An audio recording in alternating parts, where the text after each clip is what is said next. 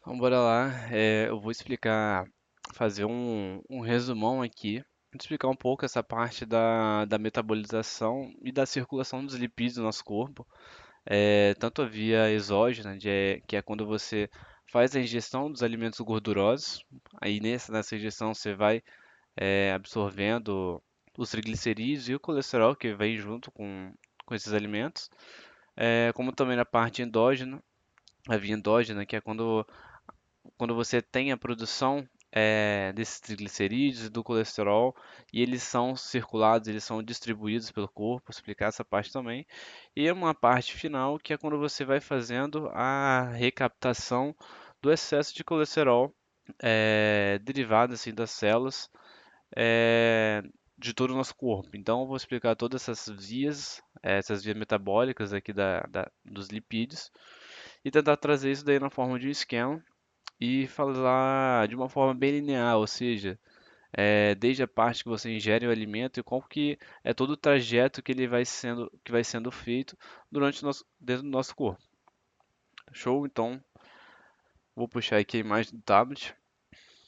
E aqui, ó, eu fiz esse esquema aqui, mais ou menos, tentando resumir toda essa parte. Então, vamos começar aqui, ó, pelo intestino. Então, imagina o seguinte, você ingeriu o alimento e esse alimento gorduroso ele vai chegar ali no intestino. No intestino, ali no duodeno, você vai ter as moléculas de gordura e elas precisam inicialmente serem emulsificadas. Por quê? Porque quando você ingere esse alimento, as moléculas de gordura são moléculas muito grandes. Então, o que acontece é que os sais biliares eles atuam emulsificando essas gorduras, ou seja, eles vão pegando o que era, por exemplo, uma molécula grande de gordura e vão transformando ela em várias moléculas menores assim de gordura. Justamente por quê? Porque se você tem várias moléculas pequenas assim de gordura, você aumenta a superfície de contato. E para quê? Justamente porque aqui você vai ter também, junto com sais biliares, as lipases pancreáticas, que são basicamente enzimas que vão quebrar os lipídios que são liberados nesse suco pancreático, pelo pâncreas, ali na região do duodeno. E essas lipases pancreáticas, elas vão quebrar essas gorduras e na quebra das gorduras, elas vão basicamente fazer, por exemplo, aqui ó, que eu desenho aqui um triglicerídeo, ela vai fazer a quebra dessas ligações e vai liberar ácido graxo, vai liberar o glicerol. Além disso, você vai também ter as moléculas de colesterol que vão estar juntos com essas gorduras. E o colesterol, quando ele está na sua forma, digamos assim, mais apolar, que é onde está nos alimentos na maior parte do tempo, você vai ingerir ele dessa forma, na sua forma esterificada, que é quando você vai ter uma molécula de ácido graxo ligado com colesterol livre. Então, quando você quebra essa ligação, que tem entre os dois, você vai liberar mais ácido graxo e o colesterol livre. E qual é a importância disso? A importância é que para o nosso corpo conseguir absorver o colesterol, existem transportadores ali na verdade, transportadores ali na membrana dos enterócitos, que são as células ali do intestino, que eles só conseguem fazer a captação desse colesterol quando ele está nessa forma livre, que é a sua forma, digamos assim, de menor tamanho e uma forma mais polar, justamente por conta dessa hidroxila aqui. Então, beleza. Você vai fazer a quebra dessas gorduras, liberando todas as moléculas, e aí sim você vai conseguir absorver elas aqui para os enterócitos. Em especial, eu até coloquei aqui, ó, que esse transportador, o NPC1L1, é um transportador específico para o colesterol. Esse colesterol ele vai entrar nesse transportador, que vai ficar ali na membrana plasmática ali dos enterócitos. Ele entrando nesse transportador, ele vai para dentro das células para conseguir ser metabolizado novamente e ser distribuído para o resto do corpo. Então, e qual que é a importância desse transportador? Por que eu estou falando dele, né? Porque é justamente nele em que vão atuar alguns fármacos, principalmente o ezetimiba, que é um medicamento que é muito utilizado para reduzir a ingestão, a absorção de colesterol no nosso corpo.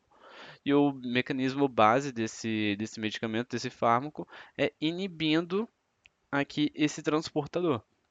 Que inibindo ele, todo o colesterol que você vai estar ingerindo, você não vai conseguir absorver ele porque esse transportador ele vai estar bloqueado. Então, o colesterol ele vai, da mesma forma que ele entrou, ele vai saindo. Então, você não absorve ele. Então, beleza. Então, essas gorduras elas foram absorvidas, entraram aqui nos enterócitos, e os enterócitos eles basicamente vão reesterificar todas essas gorduras que foram absorvidas. Que primeiramente você quebrou elas, justamente porque você precisa diminuir o tamanho delas para conseguir absorver. Absorveu, aí o que os enterócitos vão fazer? Eles vão reconstruir essas gorduras. Então, o triglicerídeo que foi quebrado antes para ser absorvido, agora você vai ter o ácido graxo e o glicerol. Então, o que você vai fazer? Você vai juntar eles de novo. Então, você vai esterificar, que é aquela ligação que estava juntando eles. Esterificou, vai reconstruir esses triglicerídeos. A mesma forma com o colesterol. O colesterol que antes era o colesterol esterificado, você quebrou, aí liberou o ácido graxo, mais o colesterol livre, agora você vai juntar eles de novo. Então você vai reesterificar. Então aqui ó, reesterificou ó, o ácido graxo com o glicerol, formou aqui ó, um triglicerídeo e o colesterol é a mesma coisa, você esterificou ele. Fazendo isso, os enterócitos eles vão juntar todas essas gorduras e vão colocar juntos a elas fosfolipídios e vou colocar aqui fosfolipídios e o mais importante, apoproteínas, apolipoproteínas. E no caso dos enterócitos, eles vão colocar essa apoproteína B48. O que são essas apoproteínas? Elas são basicamente proteínas que elas vão estar presentes ali na, porque aqui, só para contextualizar, qual que é basicamente a função dos enterócitos nesse momento? Eles vão pegar as gorduras. Então eles vão pegar essas gorduras que foram absorvidas, vão remodelar elas e vão criar vesículas por meio dos fosfolipídios. Eles vão criar vesículas e dentro dessas vesículas eles vão colocar, vão armazenar essas gorduras, os triglicerídeos e colesterol. Só que para você conseguir fazer com que essas vesículas elas sejam liberadas ali no corpo, elas colocam essas apoproteínas que elas servem tanto para estabilizar essa vesícula transportadora, quanto para conseguir direcionar para onde que essas vesículas vão. Porque se você tem essas proteínas ali na membrana, essas proteínas elas vão ser reconhecidas por receptores em tecidos específicos. E quando elas forem reconhecidas, elas vão ser captadas. Então, basicamente, essas proteínas elas atuam como se fossem chaves que vão levar elas que vão abrir portas para onde elas querem ir. Basicamente isso. E também para estabilizar toda a estrutura ali dessas vesículas, justamente porque essas apoproteínas elas são mais polares, então elas vão facilitar a interação dessas vesículas de gordura no meio sanguíneo, que tem muita água. Então, beleza. Então aqui, ó, o enterócito ele vai juntar todas essas estruturas e vai formar o que se chama de quilomicrons, que é a maior forma que você tem de transporte de gordura. Então, os quilomicrons eles vão entrar aqui pelo ducto torácico, que são vasos linfáticos, é um dos maiores vasos linfáticos o que a gente tem no nosso corpo. E esse ducto torácico ele vai levar essas gorduras, esses quilomicrons, até a veia cava superior. E na veia cava superior ela vai entrar no coração e vai se distribuir para o resto do corpo, a partir da aorta. Na aorta, o que vai acontecer? Tanto na aorta quanto antes também, ali no ducto torácico, você vai ter a presença do HDL. E o HDL, ele vai basicamente, nesse momento do trajeto, ele vai colocar nos quilomicrons algumas outras apoproteínas. Aí lembra que eu falei que essas apoproteínas elas servem como uma chave para conseguir entrar nos tecidos, para direcionar elas nos tecidos aonde elas querem ir e também conseguir entrar neles? O HDL ele basicamente vai colocar nesses quilomicrons algumas apoproteínas que vão fazer com que elas ativem algumas enzimas no decorrer do trajeto, que vão quebrando as gorduras, que vão pegando essas gorduras que estão dentro dos quilomicrons. E além disso, ela também vai colocar algumas apoproteínas que vão fazer com que elas consigam entrar, por exemplo, no fígado. Então, somente as moléculas que têm essas apoproteínas vão conseguir executar essas funções. Então, aqui nesse momento, o HDL ele vai colocar a apoproteína E no quilomicron, que vai fazer com que ele consiga ser absorvido ali no fígado, que ele consiga entrar no fígado. E também vai colocar a apoproteína C2, que vai fazer com que elas ativem algumas lipases que vão estar em tecidos, em alguns tecidos do nosso corpo, principalmente os tecidos musculares e os adiposos, o tecido adiposo. Então, beleza, o quilomicron ele vai descendo ali, ó, pela aorta. Descendo pela aorta, ele vai chegar ali no tecido adiposo, tecido muscular, que é onde você vai ter muitos receptores para a apoproteína C. E essa apoproteína C, ela vai estar em grande quantidade ali nos quilomicros que foi colocado pelo HDL. Então, quando esses quilomicros eles passarem por esses tecidos, eles vão ativar esses receptores que vão ativar essas lipases. Então, quando eles passarem ali, por exemplo, nos capilares ali do tecido muscular, por exemplo, passou nos capilares ali, esses capilares, eles vão ter receptores ali para a apoproteína C, e essa apoproteína C, ela vai se ligar ali às lipases que vão sendo liberadas ali pelo endotélio vascular, que aí se ligando essas lipases, a apoproteína C ela atua como um cofator, que ela vai ativar essas lipases. Aí a lipase ela vai quebrando alguns triglicerídeos que estão ali no sendo transportados aí pelos quilomicrons e ela meio que vai sendo esvaziada. Então ela vai diminuindo de tamanho. Então o que sobrar desses quilomicrons a gente chama agora de quilomicron remanescente. Que aí eu até coloquei aqui, ó, o quilomicron remanescente. Aí esse quilomicron remanescente ele vai seguir o seu trajeto até ser reconhecido ali no fígado pelos receptores da apoproteína E. Aquela mesma apoproteína que eu falei ali antes, que é o que o HDL colocou nesses quilomicros. Então, ele tendo essa apoproteína E, agora ele consegue entrar no fígado. Porque entrando no fígado, o fígado ele vai conseguir continuar o processo, a metabolização desse quilomicro para redistribuir essas gorduras que ele está transportando para o corpo. Então, nesse primeiro trajeto, você vai fazer com que esses quilomicrons eles vão sendo quebrados aos poucos. Então as gorduras que estão dentro dele vão sendo quebradas aos poucos e absorvidas pelos tecidos periféricos do nosso corpo, principalmente o tecido adiposo e o tecido muscular. Que aí eles vão quebrando, vai sendo liberado ácidos graxos, o glicerol. O ácido graxo vai sendo absorvido por esses tecidos que vão utilizar eh, tanto para a produção de energia, no caso do tecido muscular, quanto para a síntese de triglicerídeos, para armazenamento dessa energia. E o glicerol ele vai continuar na circulação até chegar no fígado, porque o glicerol ele não consegue ser metabolizado pela maioria das células do nosso corpo, porque elas não têm a enzima que vai metabolizar ele. Quem tem é o fígado. Então, ele vai seguir na circulação até ser absorvido no fígado. Mas daí eu vou falar mais pra frente. É, agora vamos lá, agora vamos chegando nessa parte aqui do fígado. Chegando aqui no fígado, ele vai ser endocitado, então reconheceu a apoproteína E. Ela se ligou ali nos receptores ali da apoproteína E no fígado. O fígado vai endocitar esse remanescente de quilomicron.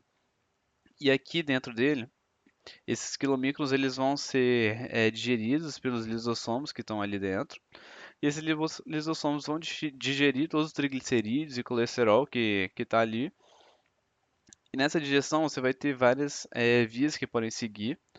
É, por exemplo, como a beta-oxidação, em que você vai pegar os ácidos graxos e vai transformar eles, basicamente, resumindo o processo aqui, você vai transformar eles em acetil-CoA, que é como se fosse uma molécula básica para conseguir formar, por exemplo, digamos, para conseguir entrar no ciclo de Krebs, para a produção de energia.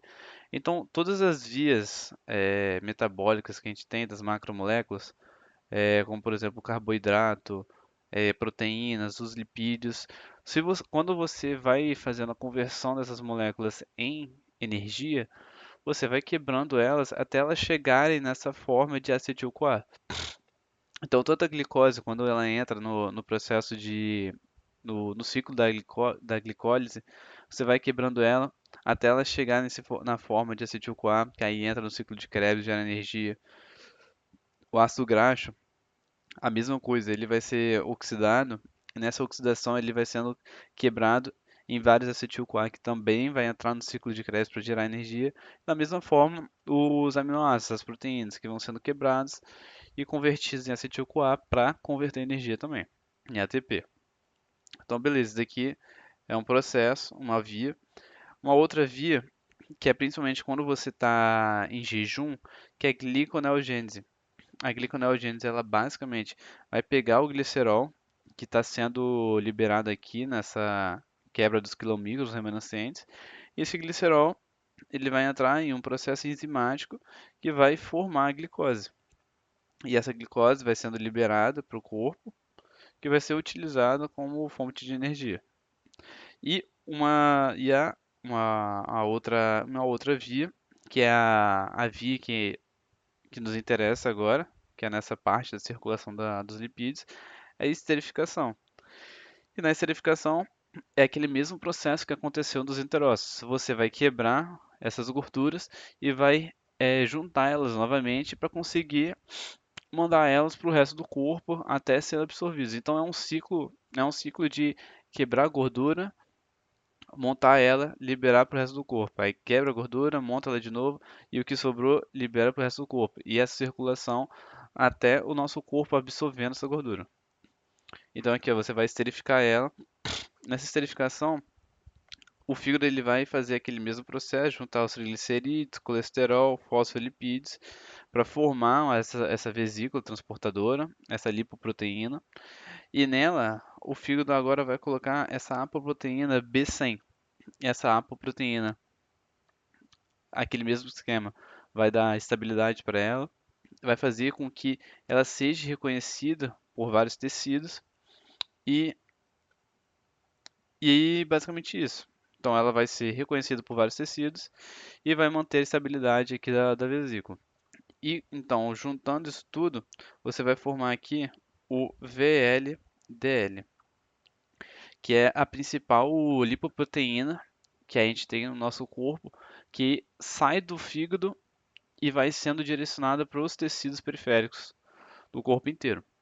Então, quando sai do fígado, então só para fixar, quando você sai essas lipoproteínas saem do fígado, ela sai na forma de VLDL. Então, o VLDL ele vai sair do fígado. Ao sair do fígado, o HDL ele vai e coloca aquelas apoproteínas nela. Então, vai colocar a ApoE e a ApoC2.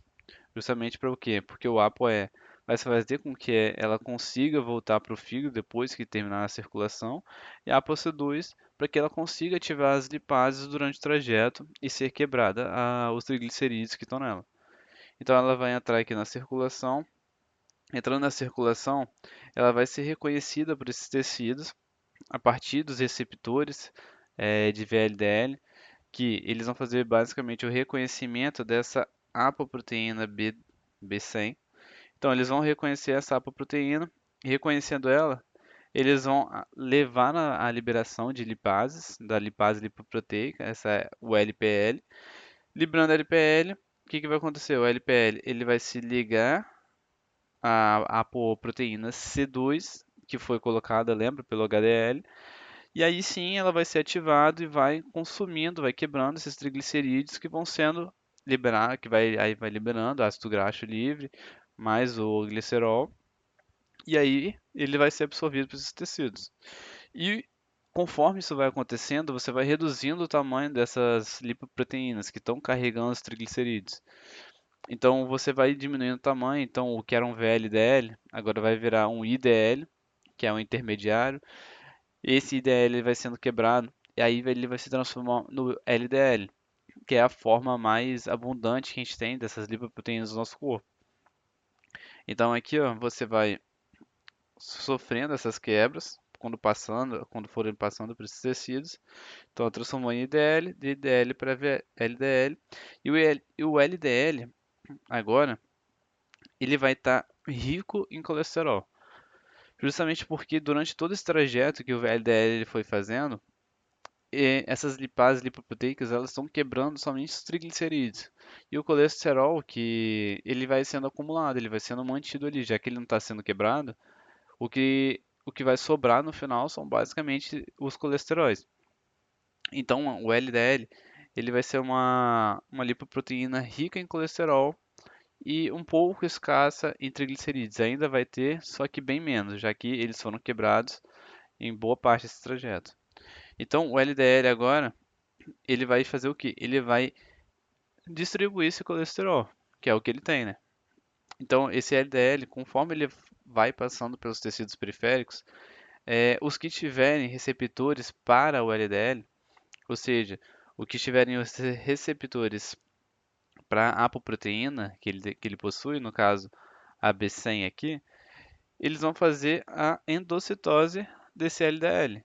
Então, por exemplo, alguns tecidos periféricos, como os ovários, os testículos, os rins, que necessitam desse colesterol para a produção, por exemplo, de hormônios, no caso dos ovários e testículos, produzir testosterona, estrogênio, progesterona, os rins para produzir o cortisol. Então, como eles precisam desse colesterol, eles vão ter esses receptores. E quando eles identificarem essas moléculas de colesterol, vão absorver essas moléculas, essas lipoproteínas, absorvendo elas. Elas vão entrar nessas células, vão ser quebradas também. Quebrando elas, elas vão liberar o colesterol. E aí o colesterol ele vai exercer aquelas funções que a gente já citou, que é diminuir a fluidez da membrana plasmática, levar à produção hormonal de esteroides e também ele vai atuar como um autorregulador da sua incorporação nas células. Então, quando ele está em alta concentração, o que, que vai acontecer? Ele vai diminuir a expressão desses receptores de LDL, ou seja, se você tem menos receptores de LDL, ou seja, a célula está cheia de colesterol. Então, diminui a concentração, a expressão desses receptores. Se tem menos receptor, a célula não vai identificar, então ela não vai incorporar esse colesterol. Então, ele consegue se autorregular a partir desse ponto. E o outro é inibindo essa enzima, a MG-CoA redutase. Porque essa MG-CoA redutase, ela está principalmente no fígado, em sua maior parte ela vai dar no fígado. E essa enzima, ela basicamente ela, ela leva à produção de colesterol. Como? Quando você tem muito ácido graxo que está sendo ali liberado durante todo esse processo, o ácido graxo ele vai sendo convertido em acetil-CoA e o acetil-CoA ele consegue por meio de uma série de reações enzimáticas ser convertido a partir dessa HMG CoA redutase, ser convertido em colesterol. Então, ele vai inibir essa enzima, o que vai fazer com que você diminua a produção do colesterol. E isso daí vai forçar com que a célula ela faça essa captação de colesterol do sangue, justamente absorvendo os LDL. E um ponto importante aqui é que esse HMG CoA redutase ele vai ser uma enzima muito importante para a atuação de alguns fármacos, como as estatinas, que elas vão fazer basicamente, eles vão fazer o mesmo processo de você ter um colesterol alto na célula. Elas vão, elas vão inibir essa enzima, porque inibindo ela, essas células elas vão parar de produzir colesterol endógeno. Então, se elas param de produzir colesterol, a única fonte que ela vai ter de colesterol vai ser com os LDLs. Ou seja, ela vai ser forçada a aumentar a expressão de receptores de LDL para conseguir absorver eles. Ou seja, a utilização desses medicamentos, ela induz a redução dos VLDLs no sangue. Justamente porque se você não produz, se as células não produzem colesterol, elas precisam tirar isso do sangue. Então, aí você consegue reduzir o LDL. Então, beleza, o LDL então ele foi absorvido aqui nos tecidos periféricos e o que sobrar desses LDLs, ou seja, o excesso, ele vai seguir pela circulação e o excesso dele pode levar a duas situações. Uma parte, ele pode voltar pro fígado. Então, e no fígado lá, ele vai ser reconhecido com suas apoproteínas e vai ser incorporado novamente. Aí ele vai ser incorporado, depois de incorporado vai fazer aquela quebra, depois produção de mais VLDL para liberar pro corpo novamente. E uma outra parte, ela pode ser oxidada ali nos vasos, nos capilares sanguíneos. Ela pode ser oxidada no momento que ela entra no espaço endovascular. Justamente porque quando você, por exemplo, você tem uma pessoa, um indivíduo obeso, em que ele vai estar liberando ali uma série de citocinas inflamatórias ali no corpo. Essas citocinas inflamatórias elas acabam lesionando alguns vasos, e esses vasos, quando eles são lesionados, eles aumentam a sua permeabilidade. Ou seja, os espaços entre as células ali do endotélio, elas aumentam. E com esse espaço, o VLDL consegue entrar nelas. Então, entrando nesse espaço, nessas fenestras, ele entra aqui no espaço, no interstício ali dos capilares. E nesse interstício, ele vai ser ele vai ser oxidado é, por resíduos metabólicos, por radicais livres que são produzidos ali pelas mitocôndrias das células ali do capilar mesmo. E quando ele é oxidado, ele não é, ele é reconhecido como um corpo estranho pelos macrófagos que estão ali na região. E aí o macrófago ele vai basicamente fagocitar essas lipoproteínas, e quando ele fagocita, ele não possui a enzima, ele não possui as lipases para quebrar o LDL. Então o que acontece é que ele começa a inchar, ele começa a ficar cheio de gordura basicamente e não consegue processar ela. Isso vai levar à formação o que se chama de célula espumosa, que são basicamente macrófagos cheios de gordura que não conseguem metabolizar ela. Isso daí vai levando a uma produção de mais citocinas inflamatórias, que vai levando um processo inflamatório nessa região. Aí essas citocinas inflamatórias, elas basicamente vão induzindo mais inflamação, então elas vão atraindo mais monócitos, esses monócitos eles vão entrar no interstício dessa região capilar, vai se transformar em macrófago e vai intensificar esse processo. Além disso, essas citocinas inflamatórias, elas vão levar à proliferação desse tecido muscular liso que envolve esses capilares. Então, ela vai fazer com que, basicamente, vá sendo formada uma placa de ateroma, que é basicamente o aumento dessa turgência aqui, desse abaulamento aqui, que é formado por esse excesso de tecido muscular liso que está sendo proliferado, mas esse excesso de gordura que está sendo armazenado, que está sendo juntado ali, acumulado pelos macrófagos. Então essa é a placa de Tenoma. Conforme ela vai crescendo, ela pode se romper, e quando ela se romper, ela vai levar todo um processo é, trombótico ali, vai formar um trombo, ou seja, vai formar um processo de coagulação que pode levar à obstrução desse vaso.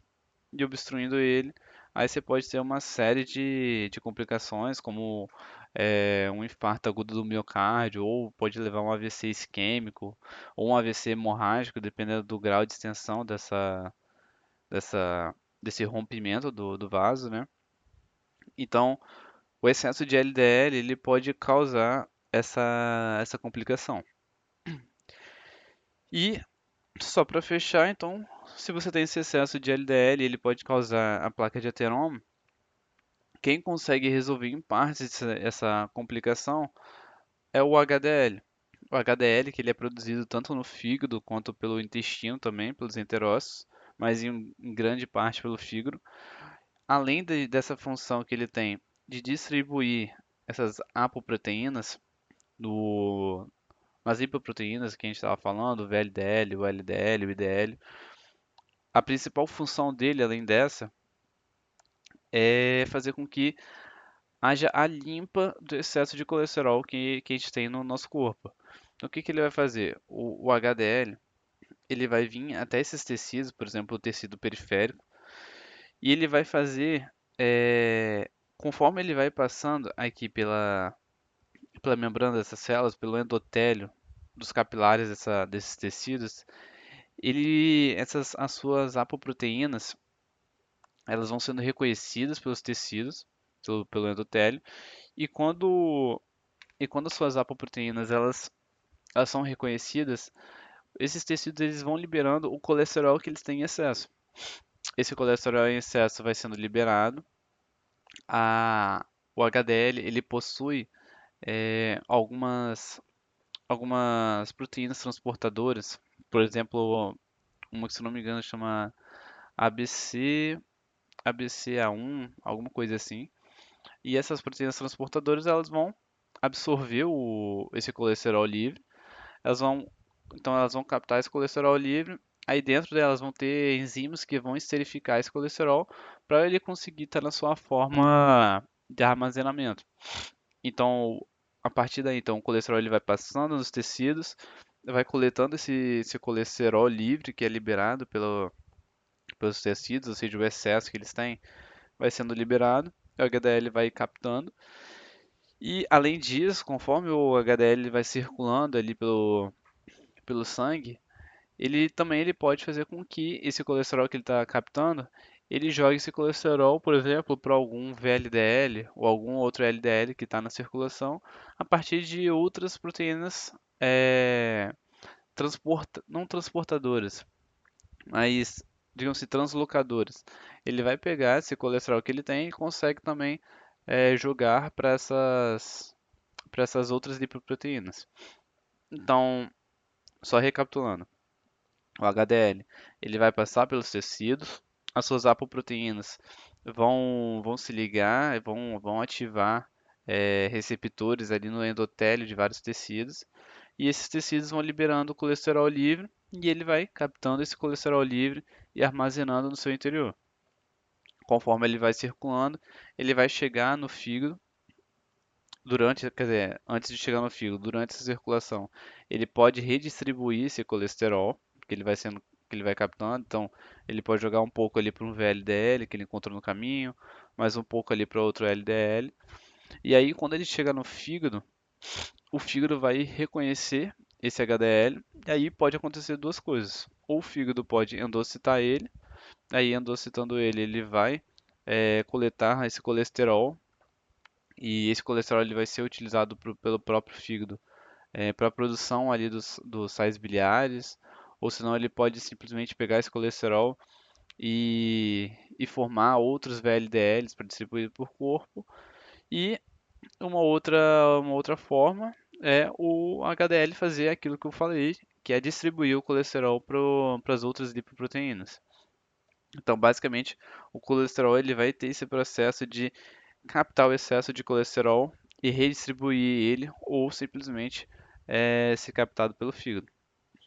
Então, eu sei que foi muita coisa,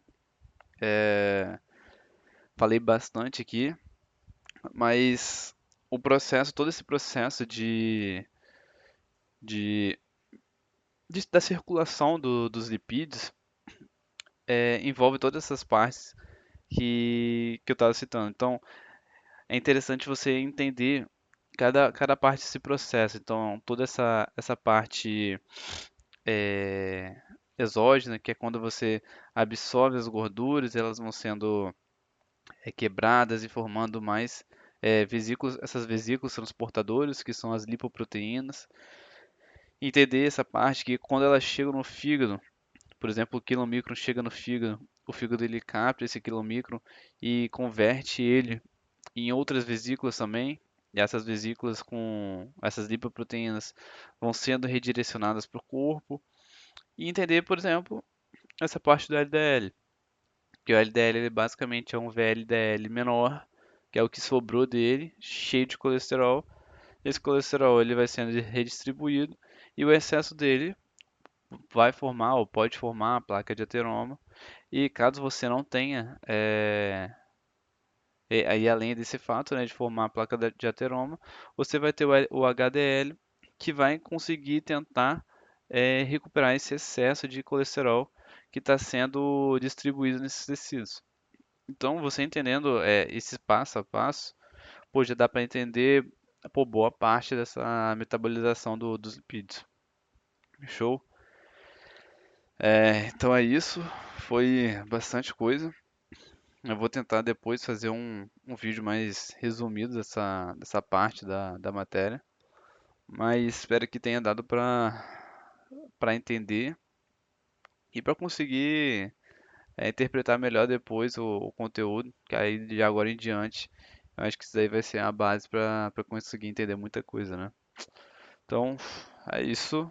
Valeu.